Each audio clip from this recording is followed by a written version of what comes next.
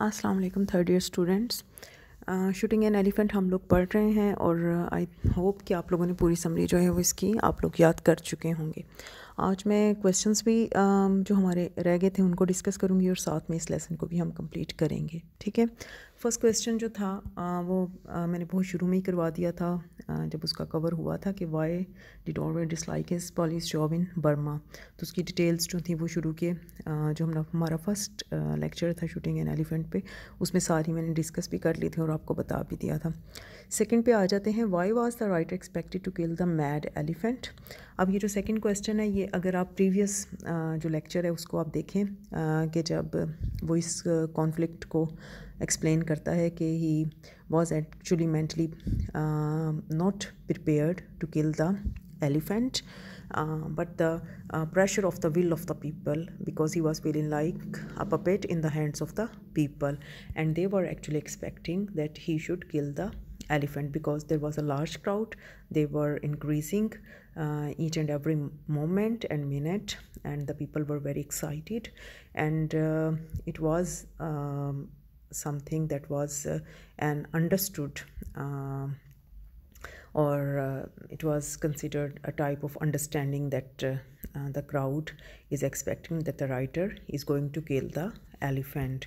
और उसमें जितनी हमने वो डिटेल सारी की सारी ओवरऑल जो हमने डिस्कस की थी कि किस तरह से फिर वो फाइनली जो है अपना जहन बनाता है कि उसे वो करना चाहिए, तो वो पूरे का पूरा जो एक सिचुएशन जो क्रिएट हो चुकी थी, that situation actually was the reason, और वो नेचुरली क्रिएट हो गई थी जिसकी वजह से जो पीपल जो थे वो एक्सपेक्ट कर रहे थे कि अब उसे मारना चाहिए। ये इंडिविजुअली सारे क्वेश्चंस आपकी उसमें जहाँ से भी आप याद करते हैं वहाँ पे मौजूद भी होंगे, और जो समरी मैंने करवाई है उसके अंदर भी अगर आप वहाँ से मटेरियल लेना चाहें तो वहाँ से भी ले सकते हैं।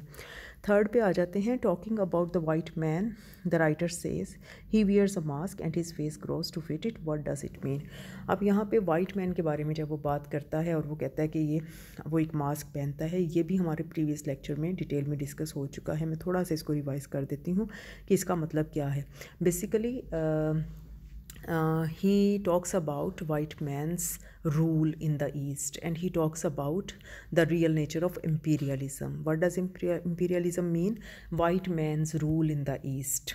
उसको ही के उसकी जो रूल है या उसका जो एक राज है एक गोरे का मशरिक में या जिस जगह पे भी जहाँ पे भी किसी ऐसी जगह पे कि जहाँ पे the people are weaker and there is suppression of white people against some area, some region or some community, तो उसको हम imperialism कहते हैं। तो basically उसका mask का क्या है, futility and hollowness of white man's rule, because when the people they are ruling, they are expected to behave like rulers. If they are called sahib, so they are expected to behave like sahib. And what does that mean? That they are bound to fulfill the wishes of the people. They are forced to keep and maintain their dignity and their their honor, and in the eyes of the people they expect that the people should honor them and give them respect, and it is only possible when they are behaving according to the wishes of the people. और उसमें क्या है कि उनकी अपनी जो है independent free will जो है वो नहीं रहती, तो इसकी वजह से वो क्या है कि वो mask, they are wearing a mask. What does it mean? That they themselves think something else. Inwardly they want to act some other way, but actually and practically they are compelled and enforced to act according to the wishes of the people. और इसमें ये सारे का सारा आप वो लिखेंगे जो मैंने अंडर आपको टिक भी करवाया था कि ये काफ़ी इम्पोर्टेंट है। अब जो लास्ट क्वेश्चन है वो हम अभी आज हमारा कंप्लीट होगा तो उसमें वो आ जाएगा, और यहाँ पे मेरे पास 39 पेज है, वहाँ पे आप आ जाएं। थोड़ा सा इसको ना सिलेक्टिव ही हम करेंगे पैसेजेस, और आज इसको जो है वो कंप्लीट करेंगे। It was perfectly clear to me what I ought to do, ये बहुत वाजे में मुझे मुकम्मल पता था इस बात का कि मुझे क्या करना चाहिए। I ought to walk up to within से, अभी ये जो क्वेश्चन हमने पढ़ा था कि क्यों वो एक्सपेक्ट किया जा रहा था कि वो किल करे मैड एलिफेंट को, उसमें ये मटेरियल भी हम इसमें से ऐड कर सकते हैं जो अभी मैं पढ़ा रही हूँ, क्योंकि इसमें दोबारा वो ये बताता है कि वो उसका जहन क्या था। तो मुझे वो कहता है कि चलना चाहिए था साथ साथ तकरीबन 25 गज़ के फासले तक ऑफ द एलिफेंट जहाँ पे वो हाथी मौजूद है, एंड टेस्ट हिज बिहेवियर, और वहाँ जाके मुझे उसका जो रवैया है उसको जांचना चाहिए था।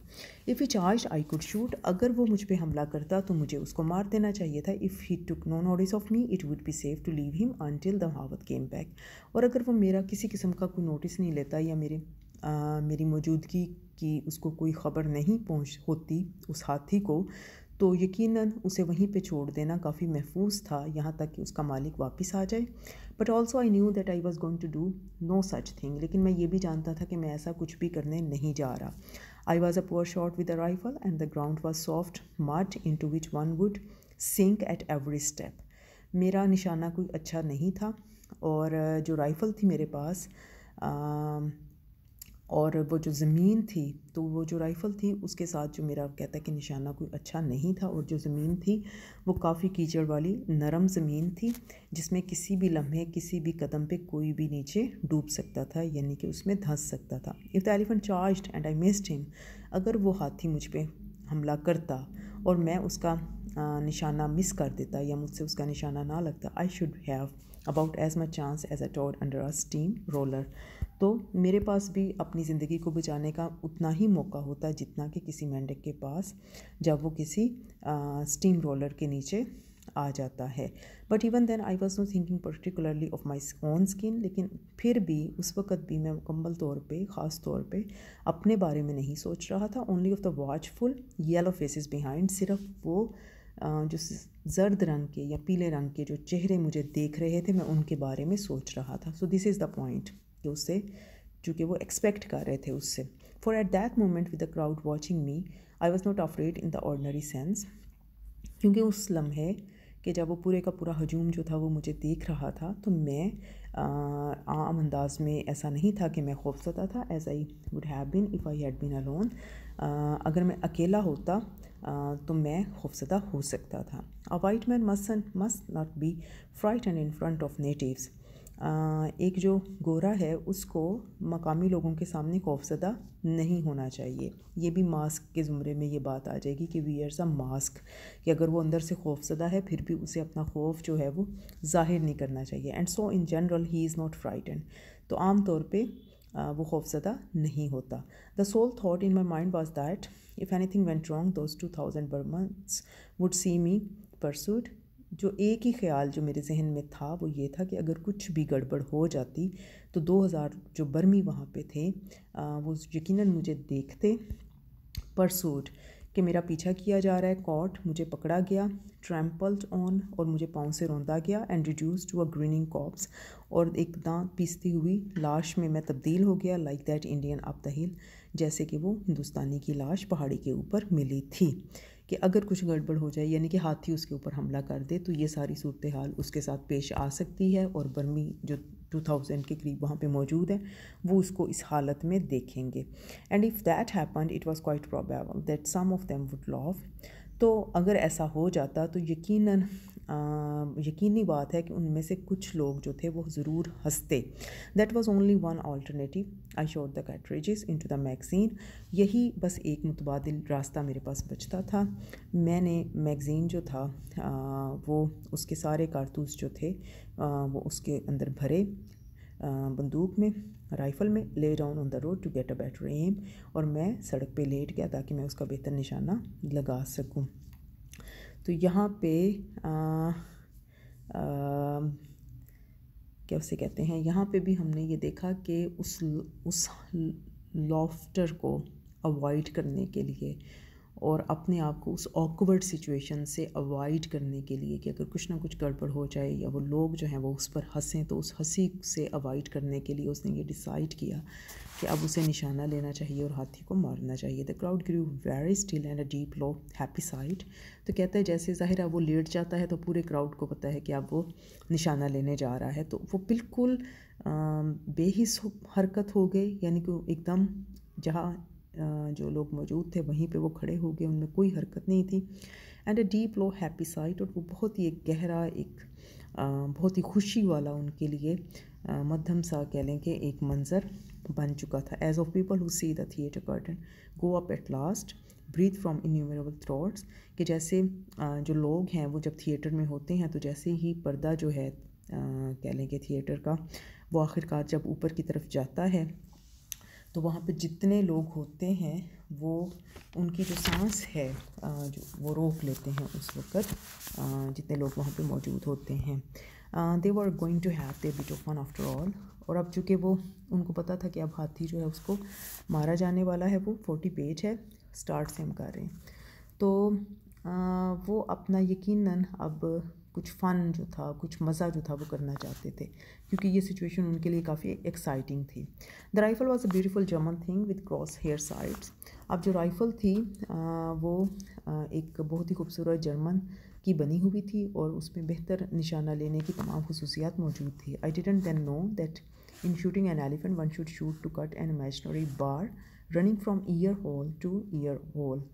कहता है कि उस वक्त मैं नहीं जानता था कि एक हाथी को मारने के लिए हमें एक तसव्वुराती एक लाइन बनानी पड़ती है जो कि उस हाथी के एक कान के सुराख से दूसरे कान के सुराख तक जाती हो, यानी कि उस लाइन का निशाना लेना पड़ता है। I would therefore as the elephant was sideways on to have aimed straight as his ear hole. तो कहता है कि अगर मुझे पता होता तो मैं भी यकीनन ऐसा ही करता, और मेरे लिए आसान भी था, क्योंकि हाथी जो था वो मेरी जानिब अपनी पहलू करके, उसका पहलू जो था वो मेरी जानिब था, तो मैं आसानी से बिल्कुल सीधा उसके कान के सुराख में निशाना ले सकता था। Actually I aimed several inches in front of this. तो हकीकत में वो कहता है कि मैंने निशाना उस मुकाम से, यानी कि उस सुराख से, उसके कान के सुराख से कई इंच ऊपर ले लिया, thinking the brain would be farther forward, ये सोचते हुए कि उसका ब्रेन चूँकि यहाँ पे मौजूद होगा। अब आ जाते हैं नीचे। अब नीचे जो है मैं थोड़ा सा इसको हरिडली करूँगी। इसमें बेसिकली ये है कि अब वो उसका कह लें कि when I pull the trigger I didn't hear the bang और feel the kick one never goes does when a shot goes home but I heard the devilish roar of glee that went up from the crowd. कहते जब मैंने उसका खींचा उसका trigger, उसको दबाया, वो जो राइफ़ल जो थी, तो उस वक़्त ना कोई आवाज़ आई और ना ही मुझे कोई धचका लगा। अगर आपका निशाना बिल्कुल ठीक है तो आपको ऐसा कोई भी ऐसा फ़ील नहीं होता, ना आपको धचका लगता है ना ही आपको आवाज़ आती है। लेकिन वो कहता है कि बहुत ही खुशी की जो एक शैतानी आवाज़ थी वो पूरे हजूम में से आ रही थी। In that instant in too short a time one would thought even for the bullet to get there. और उसी लम्हे, बहुत थोड़े से वक्त में किसी के भी जहन में ये आ सकता था कि गोली वहाँ पे चलाई गई है। Mysterious tribal change had come over the elephant. एक अजीब किस्म की खौफनाक तब्दीली उस हाथी पर आ चुकी थी। He neither stirred nor fell but every line of his body had altered. ना ही वो हिला था ना ही वो नीचे गिरा था, लेकिन उसके पूरे जिस्म के जो एक नक्शा था वो बदल गया था। He looked suddenly stricken shrunk immensely old. एकदम से वो ऐसा दिखाई दिया कि जैसे उसको बहुत धचका लगा है। एकदम से वो सुकड़ गया, सिमट गया और इंतहाई ज़्यादा बूढ़ा हो गया। एज तो the frightful impact of the bullet had paralysed him without knocking him down. और लग रहा था कि जैसे उस गोली का खौफनाक जो असर है उसने उसको मफलूज कर दिया है, लेकिन अभी तक उसने उसको नीचे नहीं गिराया। At last after what seemed a long time, आखिरकार जो कि काफ़ी देर लंबा वक्त नज़र आ रहा था, it might have been 5 seconds, तकरीबन 5 सेकेंड लगे होंगे। I dare say he sagged flabbily to his knees. तो मैं ये बताने की जरूरत कर सकता हूँ कि बहुत ही कह लें कि कमज़ोरी के से अंदाज में वो अपने घुटनों पे नीचे की तरफ चला गया, नीचे। हिज माउथ स्लॉबर्ड, और उसका जो मुंह था उसमें से झाग निकलने लगा। An enormous senility seem to have settled upon him, और एक बहुत ज़्यादा जो जिसको हम कह सकते हैं एक कमज़ोरी या एक तरह की जो है वीकनेस जो थी, वो लगता था कि उसके ऊपर छा चुकी है। One could have imagined him thousands of years old, और उसको देख के ऐसे लगता था कि जैसे वो हज़ारों साल बूढ़ा है। I fired again at the same spot, मैंने उसी जगह पे दोबारा निशाना लिया। At the second shot he didn't collapse but climbed with desperate slowness to his feet.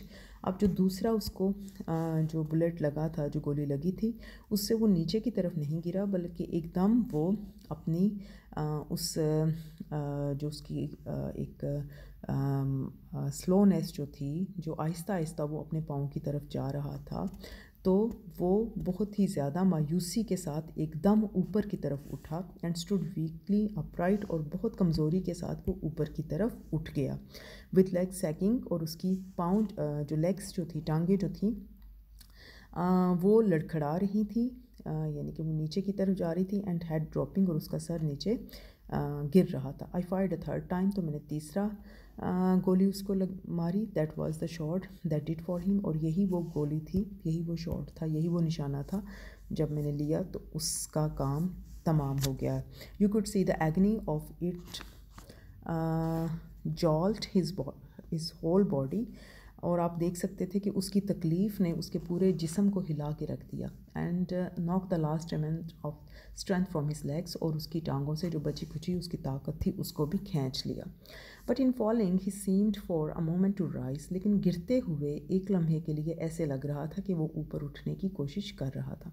For as his hind legs collapsed beneath him he seemed to tower upward like a huge rock, क्योंकि उसकी जो पिछली टांगें थी वो बुरी तरह नीचे गिर चुकी थी, और ऐसे लग रहा था कि उसका एक ऊपर की जानिब एक बहुत बड़ा रॉक, एक चट्टान की तरह का मीनार बन गया था। Toppling his trunk reaching sky, और उसकी जो सूंड थी वो ऊपर लगता था कि वो आसमान की तरफ जा रही थी, लाइक अ ट्री, एक दरख्त की तरह।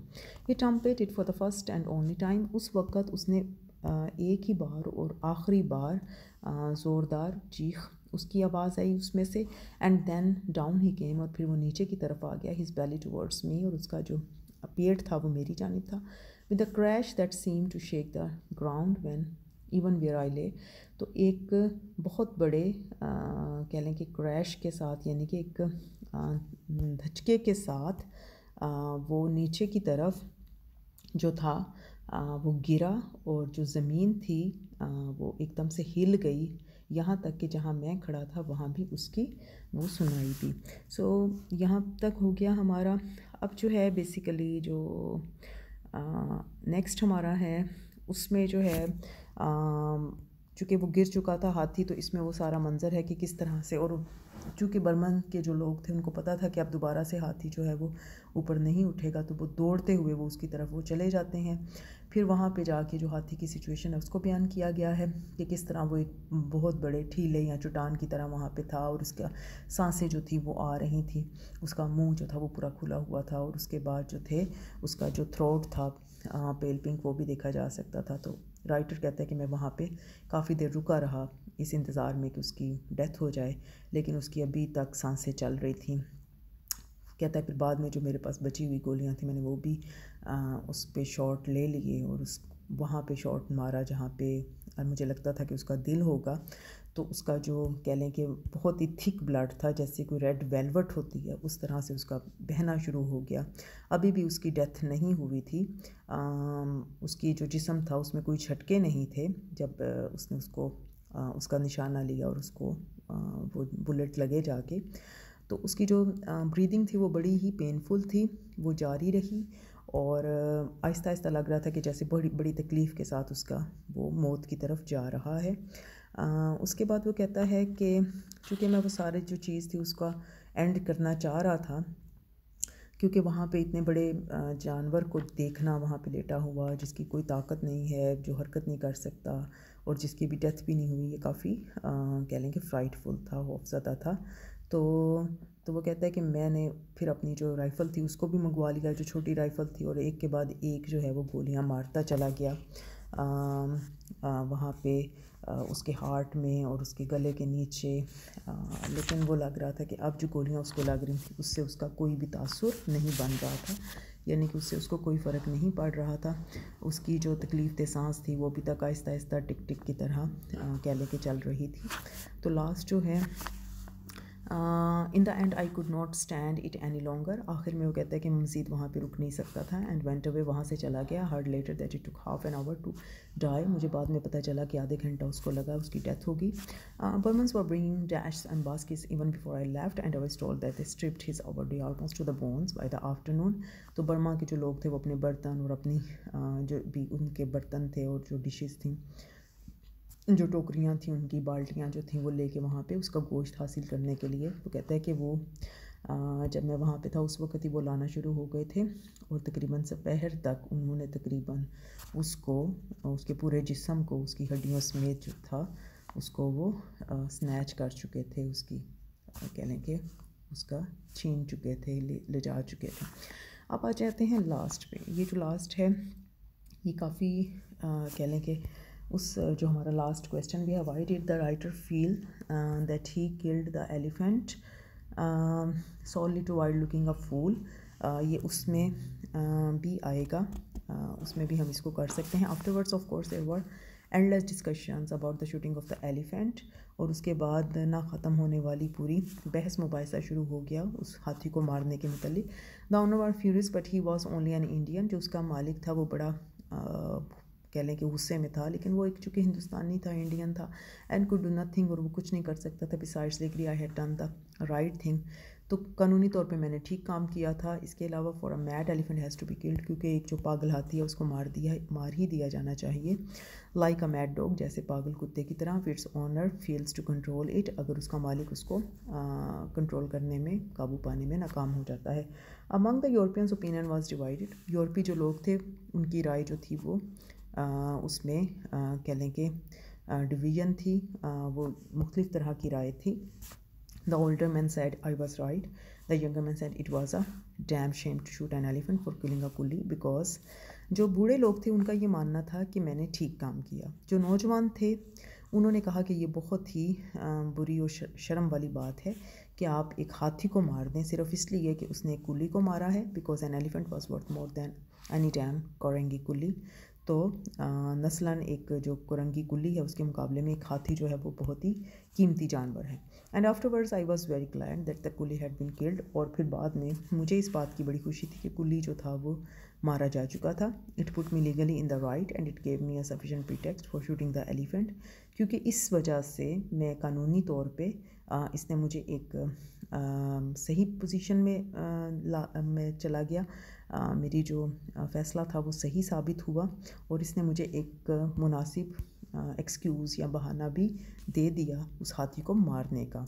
आई often wondered whether any of the others grasped that I had done it solely to avoid looking a fool, तो मैं अक्सर हैरान होता हूँ कि क्या किसी को इस बात की समझ आई कि मैंने ये सारे का सारा इस वजह से किया कि मैं अपने आप को एक अहमक जो है वो दिखाई देने में से ना दिखाई दूँ दूसरों को, कि अवॉइड लुकिंग अ फूल, कि दूसरों की नज़र में मैं कोई अहमक ना बनूं। तो जस्ट इस चीज़ को अवॉइड करने के लिए मैंने ऐसा किया। तो इसमें जो है ये हमारा कंप्लीट हो गया है। तीनों क्वेश्चंस अब आपने इसके याद करने हैं। समरी ऑलरेडी आप याद कर चुके हैं, फर्स्ट क्वेश्चन भी हो चुका है, तो ये आपका कंप्लीट हो गया है। ओके जी, और ये इसको अच्छे तरीके से आप लोग कर लें, और फिर इंशाल्लाह नेक्स्ट लेक्चर में हमारा जो है वो नेक्स्ट देखेंगे कि हमने लेसन और साथ में और भी चीज़ें उनको स्टार्ट करेंगे। ओके, टेक केयर, अल्लाह हाफिज़।